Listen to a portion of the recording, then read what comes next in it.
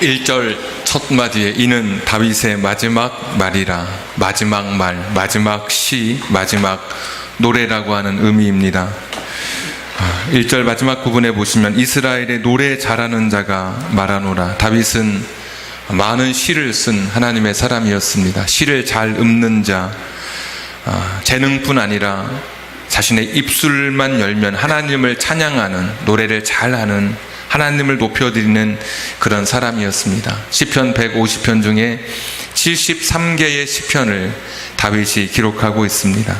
그런 그 시편에 하나님의 역사를 담고 있고 또 자신의 고난을 통과한 그런 노래들을 아름다운 시어로 장식하고 있습니다. 그 많은 시 중에 오늘의 이 마지막 시는 좀 더 특별한 것을 알 수 있습니다. 자기 감정이나 자기 이성이 개입되지 않은 그런 시입니다. 어떤 특별한 환경을 거치면서 쓴 시가 아닙니다. 이 시는 전적으로 하나님께서 다윗에게 알려주신, 다윗의 입술을 도구로 삼아서 말씀하신 그런 시입니다. 2절에 보시면 여호와의 영이 나를 통하여 말씀하심이요 그의 말씀이 내 혀에 있도다. 그러니까 말씀이 내 혀를 움직였다고 하는 것입니다. 내 입술을 주장하는 주체가 내가 아니라 하나님의 영이, 성령께서 나를 붙들어서 나는 완전히 성령의 지배하에 있는 상태에서 오늘 이 시, 마지막 시를 말하고 있다고 다윗은 이야기합니다. 에베소서에서는 이런 것을 가리켜서 성령 충만이라고 이야기하죠. 성령의 충만함 가운데, 그러니까 나의 지성이나 나의 감성이나 감정이 개입되지 않은 전적인 하나님의 메시지, 내 생각이 1%도 들어가 있지 않은 하나님께서 입술을 주장하신 그런 시가 마지막 시로 오늘 우리에게 남겨져 있습니다. 자, 어디서부터 어디까지 하나님의 말씀인가?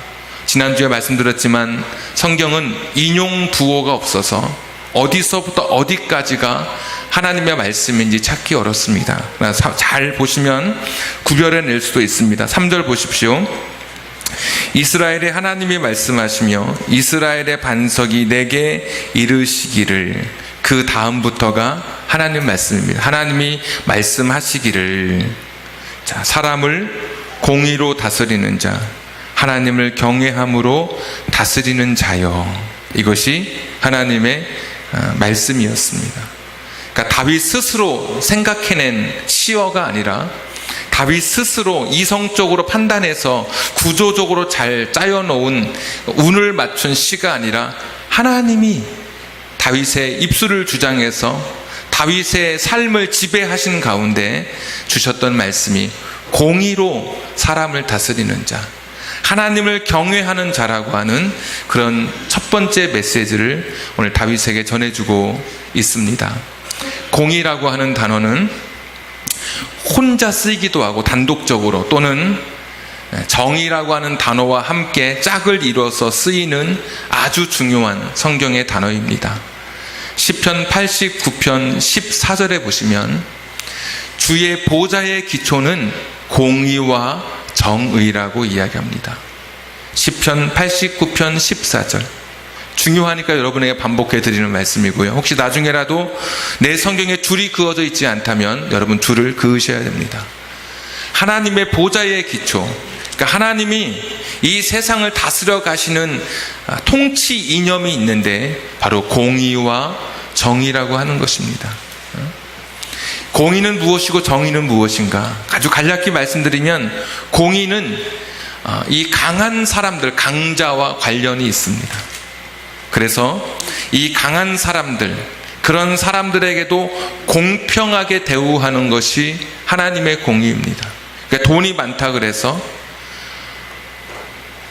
그 사람이 권력이 있다 그래서 그 사람에게 더 유리하게 한다든지 다른 사람보다 더 뛰어나게 한다든지 어떤 편애하는 것이 아닌 공평하게 대우하는 것, 이것이 하나님의 공의입니다.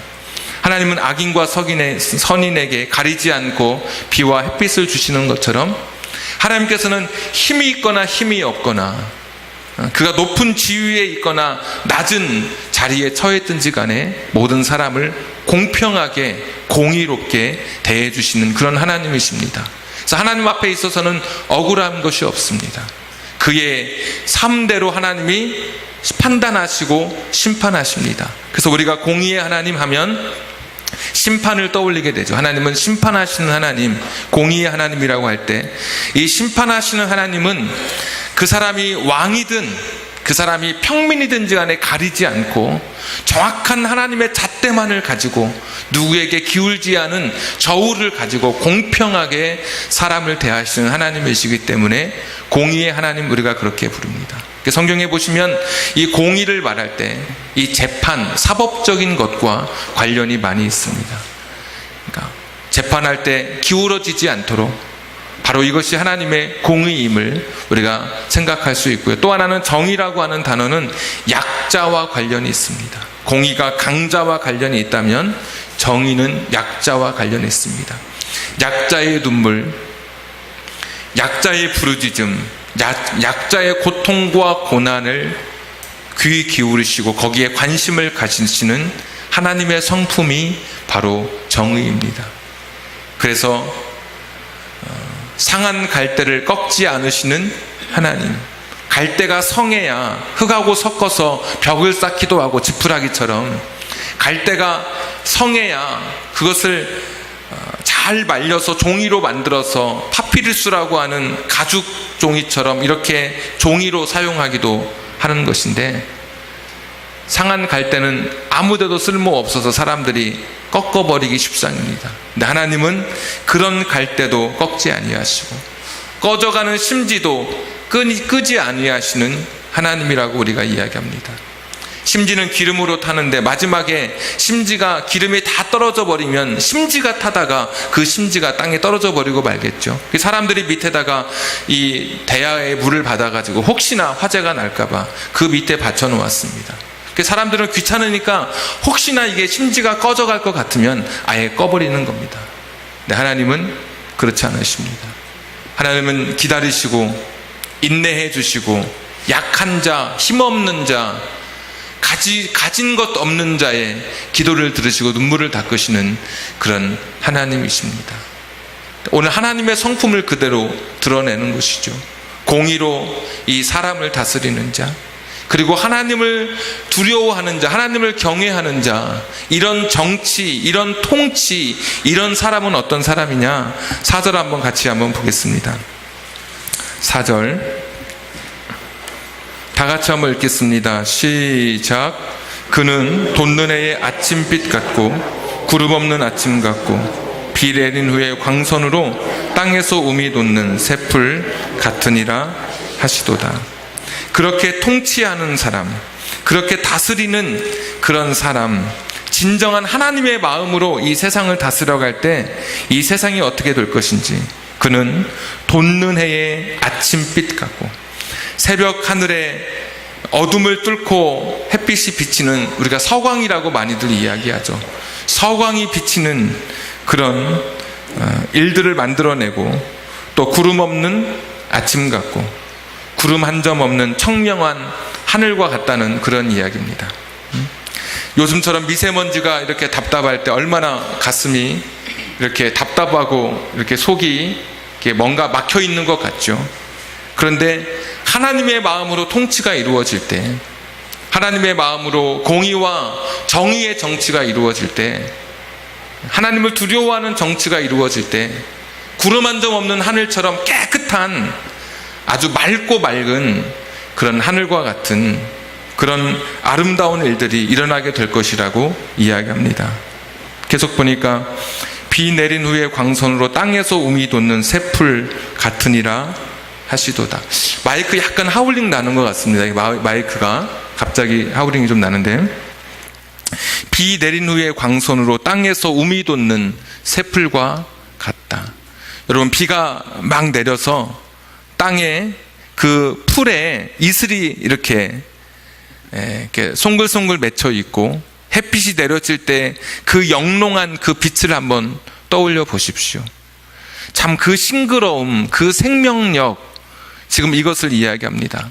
그러니까 하나님의 마음으로 통치가 이루어질 때, 하나님의 마음으로 이 세상을 다스려가는 그런 사람들을 통해서 이 세상에 어둠이 밝아지고 이 세상에 답답했던 것들이 뻥 뚫리는 것 같은, 그런 구름 한 점 없는 청명한 하늘과 같은 그런 일들이 일어나게 될 것이고, 또 풀밭에 이슬을 머금은 것 같은 아주 생명력 넘치는 아주 아름다운 일들이 일어나게 될 것이라고 이야기합니다. 정치가 그런 것 아닙니까? 요즘 같은 때 정치하는 것 보면 답답하다고 많이 이야기하고 막 속이 부글부글 끓는다고 이야기하는데, 오늘 하나님 마음으로 통치할 수 있다면, 정말 공의로 통치하고 정의로 통치하고 강한 자에게 굽어지지 않고 약한 자를 짓밟지 않는 이 하나님의 마음으로 통치할 수 있다면, 하나님을 두려워하는, 하나님을 경외하는 마음으로 통치할 수 있다면, 진짜 우리 마음이 뻥 뚫린 것 같은 막 희망의 빛이 비춰오고, 여기저기서 사람들 구름 한 점 없는 하늘처럼 우리의 모든 것이 그냥 멀리 내다볼 수 있는 것 같은 그런 든든한 마음도 생기고, 풀밭에 이슬이 맺혀 있는 것 같은, 그리고 해가 내리쳐서 영롱한 빛을 반사하는 것 같은 그런 황홀함을 느끼게 될 것 같습니다. 오늘 하나님의 그 말씀, 다윗을 통해, 다윗의 입술을 통해 하나님께서 직접 하셨던 말씀이 하나님의 이 마음을 그대로 드러내고 있는 것입니다. 정말 이 세상을 다스리는 사람은, 이 세상의 왕이라고 한다면 공의와 정의로 하나님을 두려워하는 마음으로 정치해야 되는 것이라고. 흔히 우리가 중보기도할 때 하나님을 두려워하고 사람을 두려워하는 정치가가 되게 해 주옵소서. 이것이 하나님의 마음 그대로입니다. 이렇게 정치할 때 이 세상은 아름답게 변하게 될 것이다. 또 그런 사람은 다른 사람에게 희망을 주고 용기를 주는 그런 사람이 될 것이라고 하나님께서 직접 하나님의 입술로 다윗을 통하여 말씀해 주셨습니다. 네, 자 5절 보시면 다윗이 이렇게 고백하죠. 내 집이 하나님 앞에 이같지 아니하냐. 여러분, 이렇게 고백합니다. 그러니까 내가 그렇게 살아왔다는 겁니다. 하나님이 그 말씀을 딱 주셨는데, 그래서 하나님 말씀은 어디까지냐면 4절 뒤에 보시면 우미 돋는 새풀 같으니라까지가 하나님의 직접적인 말씀입니다. 그렇게 하시도다 했더니 5절에 내 집이 하나님 앞에 이같지 아니하냐. 다윗이 그렇게 이야기합니다. 내 집이 하나님 앞에 이같지 않냐. 내가 그렇게 살아왔다는 것입니다.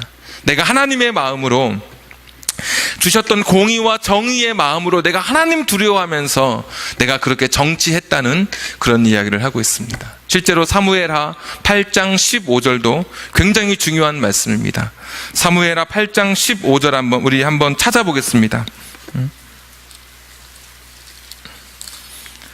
혹시 여러분에게 묻겠습니다. 혹시 덥지 않으십니까? 안 덥습니까? 네, 사무엘하 8장 15절.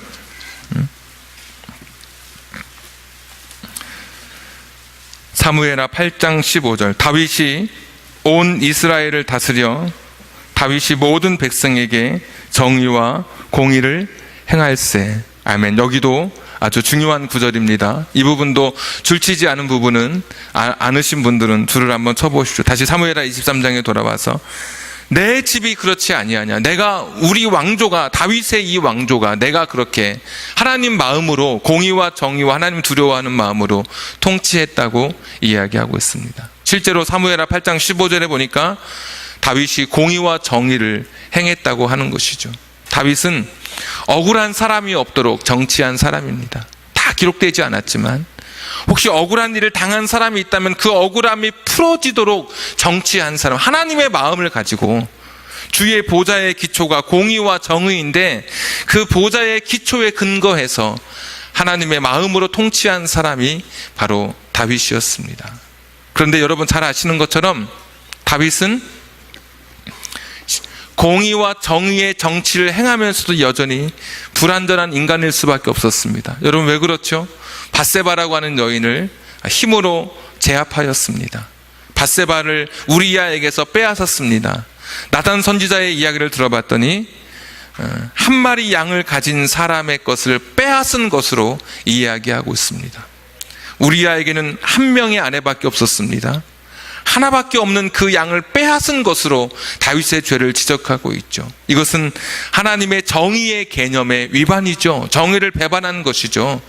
가난한 사람, 없는 사람을 불쌍히 여겨야 할 그런 부자가 양 한 마리를 빼앗은 것처럼 가난하고 힘없고 연약한 사람들, 그들을 돌봐주어야 할 사람이, 이 왕이 그것을 빼앗았다고 하는 것입니다. 다윗은 자기 스스로 자기가 그렇게 내가 하나님 마음에 합하도록 공의와 정의의 삶을 살아봤다고 생각했지만, 생각해 보니까 자기 자신은 온전히 자기가 그렇게 결심하고 결단했지만 자기는 완벽한 그런 공의와 정의를 실천할 수 없는 사람이었던 것을 오늘 다윗은 깨닫게 되는 겁니다. 내가 분명히 나는 그렇게 살려고 했지만, 나는 그렇게 사람들을, 그렇게 약하고 힘없는 사람들을 내가 도와주며 살려고 했지만 내가 그렇게 살지 못했던 자기 자신의 모습이 생각났던 것입니다. 그래서 이내 바로 5절에 보시면 어떤 이야기를 꺼내냐면 영원한 언약이라고 하는 이 단어를 다윗이 바로 고백하게 됩니다. 내가 공의와 정의로 정치했다. 너희들 알지 않느냐? 나도 그렇게 정치했다. 이게 다윗의 고백인데 그 다음에 바로 하는 이야기가 영원한 언약을 하나님 기억해 주세요라고 고백하는 겁니다. 이 영원한 언약, 같이 이 앞에 있는 구절 한번 같이 읽도록 하겠습니다. 사무엘하 7장 16절 한번 같이 보겠습니다. 이 앞에 화면 있습니다. 화면 보시고 넘기지 말고 다 같이 한번 읽겠습니다. 시작.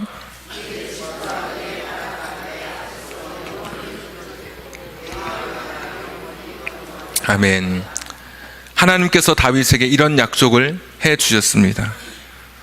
내 왕위가 영원히 견고할 것이라는 그런 약속입니다. 또 하나 보겠습니다. 사무엘하 7장 18절부터 19절 읽겠습니다. 시작. 다윗 왕이 여호와 앞에 들어가 앉아서 이르되 주 여호와여, 나는 누구이오며 내 집은 무엇이기에 나를 여기까지 이르게 하셨나이까. 19절. 주 여호와여, 주께서 이것을 오히려 적게 여기시고 또 집에 있을 먼 장래의 일까지도 말씀하셨나이다. 주 여호와여, 이것이 사람의 법이니이다. 아멘. 자, 여러분 보십시오. 다윗이 나는 공의와 정의로 정치했다고 이야기했습니다. 그런데 자기는 불완전한 인간일 수밖에 없고, 나는 하나님의 마음, 내가 하나님이 기뻐하시는 그 마음을 가지고 나는 정치한 줄 알았습니다. 나는 그것이 다 된 줄 알았습니다. 그것으로 하나님의 보좌의 기초가 공의와 정의인데 다윗이 공의와 정의를 행했으니까 얼마 하나님이 기뻐하셨겠습니까? 사도행전 13장에 가시면 다윗을 향해서 하나님께서 내 마음에 합한 사람이라고, 영어 성경에 보면 내 이상형이라고 이야기합니다. 내 마음에 꼭 드는 사람이라고, 저 사람이라고. 하나님 마음과 다윗의 마음이 똑같았습니다. 그런데 다윗은 스스로 자기 자신을 돌아봤을 겁니다. 내가 정말 그렇게 공의와 정의를 행했던 사람인가? 생각해 보니까 아니거든요. 자기는 불완전한 인간일 수밖에 없습니다. 나의 통치를 가지고선 영원한 왕위, 영원한 이 왕조가 계속될 수 없는 것을 그는 이내 깨달았습니다. 밧세바를 범하고 정의, 약자를 짓밟았던 자기 자신을 바라볼 때 자기 자신은 이 거대한 이 하나님의 이 왕조, 약속하신 이 왕조, 너의 왕위를 끝까지 견고하게 하리라라고 하는 이 약속을 이루어낼 수 없는 것을 다윗은 알았던 것이죠. 그래서 고백하기를, 하나님 약속하신 이 약속을 하나님 지켜주셔야 됩니다. 이것이 오늘 다윗의 마지막 시에 나와 있는 고백입니다. 하나님, 저는 불완전한 인간입니다. 하나님, 우리 왕조, 이 다윗의 왕조는 연약한 인간의 왕조입니다. 우리의 결심에 맡겨두지 마시고 하나님께서 약속하신 그 영원한 약속으로 나를 붙잡아 주시옵소서. 하나님, 그 영원한 약속으로 나를 기억해 주시옵소서. 오늘 이렇게 다윗이 자신의 인생의 마지막 시를 그렇게 남기고 있습니다. 하나님의 마음을 알았습니다. 근데 내가 하나님의 마음을 지켜가기에는 자기 자신이 너무나 연약했고, 그래서 내가 아닌, 나에게서 비롯된 것이 아닌 하나님의 일방적 약속, 하나님의 특별한 약속이었던 이 영원하신 이 약속, 너의 왕위를 내가 지켜줄 것이다. 그래서 여기 보시면 이런 말씀 있지 않습니까? 이것을 오히려 적게 여기시고, 19절에 보시면 주 여호와여 주께서 이것을 오히려 적게 여기시고 나를 왕으로 세워주시고 나의 왕위를 영원토록 지켜주신다고 한 것, 이것을 오히려 적게 이것 가지고 부족하셨습니까? 이것 가지고 나를 사랑하신 것이 이것만 가지고도 안 되셨습니까? 그래서 먼 장래의 일까지 나에게 알려주셨습니까? 왜냐하면 영원토록 너의 왕위를 지켜주신다고 했기 때문에. 다윗이 이 하나님과의 약속을 다시 한번 붙들고 있습니다. 자, 다윗은 자신의 왕조가 흔들리던 때가 있었습니다. 압살롬의 반역이 있었을 때 자기의 왕조가 흔들렸습니다. 그때 무엇을 붙들었을까요? 나는 하나님 뜻대로 살아가는 사람이니까, 나는 하나님 그 공의와 정의를 지키는 사람이니까 자신의 그런 왕권을 붙들었을까요? 그렇지 않습니다. 하나님 주신 이 영원한 약속을 다윗은 붙들었습니다. 세바가 반역했을 때 그가 붙든 것은 이 영원하신 하나님의 약속을 붙들었습니다. 나는 자격이 없고 나는 힘이 없지만, 내게서는 아무런 은혜 받을 근거가 없지만 하나님이 허락하신 이 약속, 일방적 약속, 그래서 사무엘상과 사무엘하 전체를 꿰뚫는 전체의 성경 중에 하이라이트가 있다면 여러분 사무엘하 7장입니다. 이 내용입니다. 다윗에게 주신 이 언약, 일방적인 약속, 다윗에게 약속하신 영원한 약속이거든요. 다윗은 이것을 붙들었을 것입니다. 다윗 왕이 죽고 600년이 지난 다음에 이스라엘이 멸망하게 됩니다. 다윗의 왕조가 흔적도 없이 사라지게 됩니다. 왜냐하면 공의와 정의로 정치를 해야 되는데, 사람들에게 서광을 비추고 맑은 하늘과 같은 정치, 이슬 먹은 푸른 풀밭처럼 사람들에게 생명력을 주는 정치를 해야 되는데, 이사야서 예레미야서 보니까 그 정치가 다 사라져 버렸을 때 하나님께서는 그 땅을 심판하시는 것이죠. 악을 심판하기 위해서 더 큰 악인 바벨론과 아수르를 사용해서 이스라엘을 심판하십니다. 다윗 왕조가 완전히 사라져 버리고 말았습니다. 사람들은 이제 끝났다고 이야기했습니다. 더 이상 이 다윗의 나라는 기억할 수 없는 나라가 되었다고 이야기했습니다. 역사적으로 보면, 세계사적으로 보면 강력한 알렉산더 대왕이 다스리던 헬라가, 그리스가 이 이스라엘 땅을 점령해 갔습니다. 얼마 있지 않아 로마가 강력한 군사력으로 이 이스라엘 땅을 짓밟았습니다. 다윗의 나라, 영원하다고 말했던 다윗의 나라, 인간의 힘에 기초하지 않은 하나님의 약속에 기초한 그 영원하신 이 약속, 불변한 이 하나님의 사랑, 이것은 다 끝나버린 것 같고 다 잊혀진 것 같은 상황이 되었습니다. 시간이 흘러가면 흘러갈수록 하나님의 약속은 희미해져 갔고, 사람들의 마음속에 하나님의 약속을 의심하기 시작했습니다. 기다려도 그 약속은 이루어지지 않았습니다. 그런데 우리가 신약의 첫 페이지를 여는 그 순간, 마태복음 1장 1절은 하나님의 약속의 확실함을 우리에게 보여주고 있습니다. 아브라함과 다윗의 자손 예수 그리스도의 세계라. 예수님을 이 땅에 보내실 때 다윗의 자손으로 이 땅에 보내셔서 완벽한 공의와 정의를 행하는 왕으로 예수님을 이 땅에 보내주셨고, 흔들리지 않는 나라, 결코 무너지지 않는 나라, 이 세상의 어떤 나라도 핵무기로도 결코 범할 수 없는 완벽한 하나님의 나라, 그 나라의 왕으로 예수 그리스도를 이 땅에 세워주셨습니다. 앞을 바라보지 못했던, 태어날 때부터 눈을 보지 못했던 거지였던 바디메오의 외침을 기억하십니까? 예수님이 지나가신다는 소식을 듣고 그는 외쳐 부르기 시작합니다. 다윗의 자손 예수여, 나를 불쌍히 여겨 주옵소서. 그 옛날 하나님 약속하셨던 그 약속의 그 결정체인 그 예수 그리스도, 당신이 다윗의 자손으로 오신 하나님의 약속하신 분인 것을 바디메오는 믿음으로 고백하고, 그는 예수님 앞에 자신의 무릎을 꿇고 자신의 삶의 고통과 아픔을 아뢰기 시작했습니다. 나를 불쌍히 여겨달라고.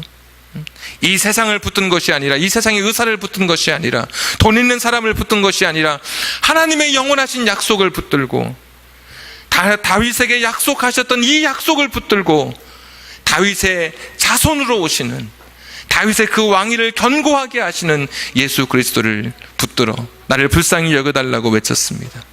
주님께서 그의 눈을 열어주셨습니다. 오늘 말씀 그대로 어두웠던 그의 인생에 서광이 비치기 시작했습니다. 아침 해가 솟아나는 것처럼 깜깜함으로 가려져 있던 그의 눈에 빛이 들어오기 시작했습니다. 이것이 세상이구나, 희망을 발견하게 된 것이죠. 늘 가슴 답답한 채 날마다 거지로 구걸해야만 살아가는 인생이었습니다. 누가 그 자리에 데려다주고 그 자리에 다시 나를 데려와야만 하는 그런 인생이었습니다. 그런데 뻥 뚫린 하늘처럼, 구름 한 점 없는 하늘처럼 바디메오의 인생에 새로운 길을 우리 주님께서 열어주셨습니다. 아무것도 소망 없던 그에게 이슬 먹은 푸른 풀밭에 비추는 영롱한 그 햇살처럼 그에게 새로운 생명의 기운을 우리 주님께서 불어넣어 주셨습니다. 영원한 그 약속, 다윗에게 했던 이 영원한 약속이 이루어지는 바로 그 순간이었습니다. 사람들은 삶이 고통스럽고 인생의 환경이 어두울 때마다 하나님의 살아계심과 하나님의 약속에 대해서 의심하기 시작합니다. 우리의 인생 가운데 건강의 위기가 찾아올 때, 재정적 위기가 찾아올 때, 인간관계 어려움 찾아올 때, 내 꿈이 상실되어져 가는 커다란 사건 사고를 만날 때마다 하나님의 사랑, 하나님의 약속, 마침내 하나님은 하나님 자신의 약속하셨던 그 약속을 이루어내시는 신실하신 하나님 아니십니까? 오늘 우리의 삶에 불투명해 보이는 이 세상 속에서도 하나님은 당신의 약속을 이루어 가시는 하나님이신 것을 여러분 알고 계시나요? 지나온 6개월 여러분 살아온 인생의 시간 동안에 내 인생은 너무 답답하고 불투명하다고 생각했다면 그 가운데 여전히 당신의 신실하신 약속을 붙들고 우리 가운데 동행해 주신 그 하나님을 오늘 이 시간 고백할 수 있었으면 좋겠습니다. 송명이라고 하는 뇌성마비를 가진 한 시인이 있습니다. 그는 한 번도 자기 힘으로 태어날 때부터 지금까지 자기 힘으로 설 수 없었던 그런 사람이었습니다. 그는 복음성가의 나라고 하는 곡을 작사했습니다. 그 가사는 이렇습니다. 나는 남이 가진 재물 내게 없다고, 나는 남이 가진 지식도 없고, 나는 남이 가진 건강도 없다고 고백합니다. 그런데 나는 남이 없는 것을 갖고 있다고 이 시인은 계속 고백합니다. 나는 남이 못 본 것을 보았고, 듣지 못한 음성을 들었고, 받지 못한 사랑을 받았다고, 나는 남이 모르는 것을 깨달았다고 이야기합니다. 후렴에 보시면 공평하신 하나님이 남이 가진 것 나 없지만 공평하신 하나님이 남이 없는 것 갖게 하셨네. 그는 자신의 인생을 하나님의 경륜의 시각으로, 하나님의 섭리의 시각으로 바라봤습니다. 내가 성공했을 때, 내가 좋다고 생각할 때, 그때만 내게 하나님의 은혜가 임한 것이 아니라 내가 실패했다고 생각되는 그때, 내 인생이 불투명하다고 생각하는 그때에도 하나님은 여전히 하나님이십니다. 하나님은 완벽하신 하나님이십니다. 실수하지 않는 하나님이십니다. 오차가 없으신 하나님이십니다. 하나님의 경륜의 시각으로 바라볼 때 내가 지난 6개월 동안 내 삶에 결핍과 빈곤과 갈증이 가득한 삶이었다 할지라도 그 가운데 여전히 하나님께서는 하나님의 일을 만들어 가시는 하나님이십니다. 하나님은 저와 여러분의 인생을 인도해 오신 하나님이십니다. 맥스 두카도라고 하는 한 그런 믿음의 사람은 이렇게 우리에게 격려해 주고 있습니다. 하나님이 그려가시는 큰 그림을 보십시오. 당신의 매일 일상에서 일어나는, 당신에게 일어나는 일은 하나님의 큰 그림을 완성해가는 작은 조각에 불과할 뿐이라고. 오늘 검은색처럼 보여지는 인생의 흑암을 만났습니까? 언젠가 내 인생의 큰 그림이 그려질 때 그 검은색 때문에 여러분이 돋보이게 될 것입니다. 여러분의 인생 속에 그런 슬프고 힘들고 고단한 시간을 지금 보내고 계십니까? 나는 지금 하나님의 큰 그림 속에 있는 것을 보시고 오늘의 어려움, 오늘의 슬픔을 극복하시고 거기로부터 자유하시고 하나님 안에 온전한 승리를 노래하실 수 있기를 바랍니다. 우리 성경 구절 한번 읽어보겠습니다. 히브리서 13장 20절 말씀 우리 같이 한번 읽겠습니다. 시작. 양의 큰 목자이신 우리 주 예수를 영원한 언약의 피로 죽은 자 가운데서 이끌어내신 평강의 하나님이, 여기 주 예수를 영원한 언약의 피, 십자가입니다.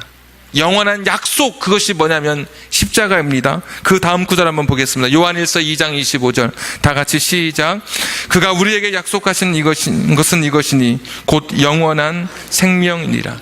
영원히 약속하신 그것이 바로 십자가인데, 그 십자가, 그 약속을 통해서 우리가 영원한 생명을 얻게 된 것이라고. 이 땅의 생명을 뛰어넘는 하나님과 연결된 생명입니다. 죽어서 오래 사는 것이 아니라 지금 여기서부터 시작된 하나님과 연결된 하나님의 생명을 우리가 부여받게 되었습니다.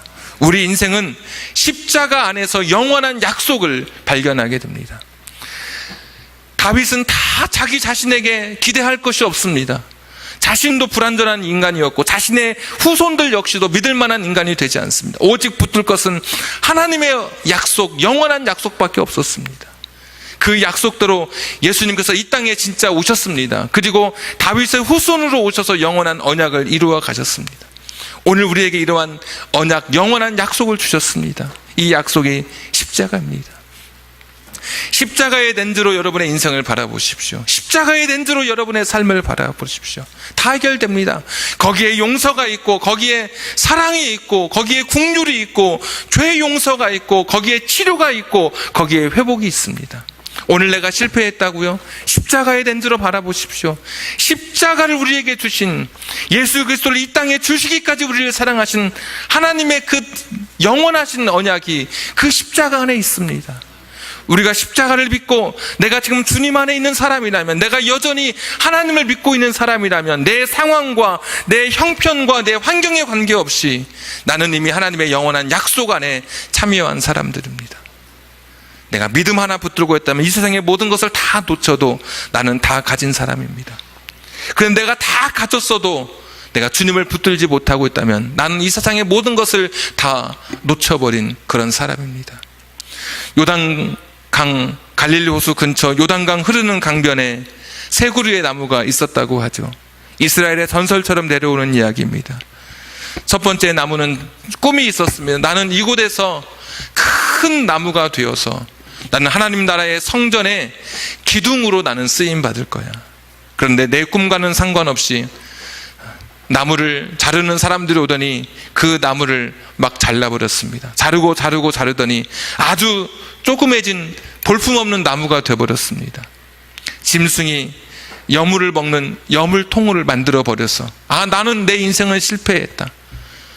내가 그렇게 하나님 성전의 큰 기둥처럼 내 인생이 쓰임받고 싶었는데, 짐승이 먹는 이 여물통에 불과한 나라고 하는 이 존재는 틀렸다라고 그 나무가 생각했다는 것이죠. 두 번째 나무가 있었습니다. 그 나무는 큰 배가 되기를 원했습니다. 그래서 가는 곳곳마다 다니면서 하나님 복음을 전하는, 내게 생명을 준, 내게 이 나무로 살게 하신 그 은혜를 기억하며 복음을 전하는 내가 그런 삶을 살아야 되겠다. 큰 배가 되고 싶었습니다. 그래서 여기저기 가면서 여기저기 가는 곳마다 복음을 전하고 싶었습니다. 근데 자기 뜻과는 상관없이 사람들이 자기를 자르고 베더니 아주 조그만, 아주 고깃배가 되고 말았습니다. 냄새나는 배, 비린내 나는 생선을 싣는 배가 되고 말았습니다. 그 두 번째 나무 역시 실망했습니다. 마지막 세 번째 나무는 꿈이 있었습니다. 나는 이곳에서 베이지 않고 나는 여기서 계속 무럭무럭 자랄 거야. 그래서 이 산에 오르는 사람들에게 그늘을 제공하고 쉼을 제공하는 나무가 될 거야. 자기 꿈과는 상관없이 그 나무도 잘라버렸습니다. 그 사람들이 그냥 내다버리는 그런 나무. 그러다가 죽을 때 사람들이 형틀에 매다는 그런 형틀을 만드는 그런 나무가 되고 말았습니다. 새 나무 다 실망했습니다. 틀렸다고, 다 끝났다고, 나는 여기까지라고. 그런데 예수 그리스도께서 이 땅에 오셨습니다. 오실 때 성전의 기둥이 되어서 나는 사람들에게 예배 드리고 하나님 앞에 경배하는 그런 곳이 되기를 원했던 이 첫 번째 나무. 그래서 여물통이 되어서 나는 내 인생 틀렸다고 생각했던 그 나무에 예수님이, 만왕의 왕이신 예수님이 그 말 구유에 누이시게 되었습니다.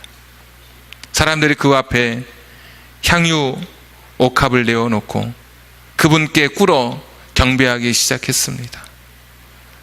나는 끝났다고, 나는 실패했다고 생각했는데 주님이 그의 삶에 찾아왔을 때 그는 경배받는 인생으로, 이렇게 해서 사람들에게 예배, 사람들의 그런 그 경배의 대상으로 그가 또 쓰임받게 돼서 참 감사하게 됐다는 것이고, 큰 배가 되기를 원했던 이 나무, 잘라져서 고깃배가 돼서 나는 큰 배가 돼서 큰 바다를 다니면서 복음을 전하고 싶었는데, 틀렸다고 생각했었는데 예수님이 오셔서 갈릴리 호숫가에 오셔서 그 배에 올라타셨습니다.